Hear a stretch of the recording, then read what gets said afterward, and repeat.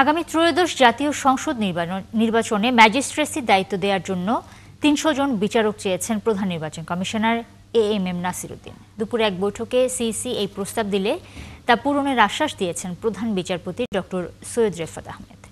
মঙ্গলবার দুপুরে প্রধান বিচারপতির খাস কামরায় একান্ত বৈঠক করেন তারা। দুপুর ২টার একটু আগে নির্বাচন কমিশন থেকে সরাসরি সুপ্রিম কোর্টে আসেন সিইসি। সংসদ নির্বাচনের তফসিল ঘোষণার আগে রেওয়াজ অনুযায়ী প্রধান বিচারপতির সঙ্গে দেখা করেন প্রধান নির্বাচন কমিশনার সহ বাকিরা। তবে আজ সচিবকে নিয়ে সিইসি একাই যান আদালত প্রাঙ্গণে।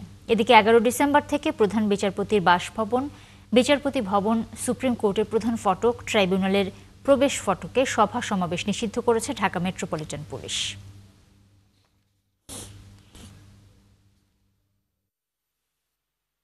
এটা ফেয়ারওয়েল কলটা করতে আসলাম ওনার সাথে, অন্য কোনো বিষয় না। ইলেকট্রাল ইনকোয়ারি কমিটির যাতে ওনারা যেটা ডেপ্লয় করবেন আমাদের শিডিউল ঘোষণার সাথে সাথে এই কাজটা যাতে ত্বরান্বিত করেন উনি, সেটা ওনাকে একটু রিকোয়েস্ট করেছে।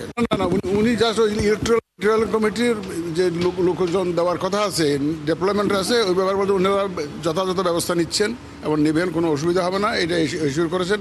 আর কোনো মামলা নিয়ে কোনো আলাপ করেন না।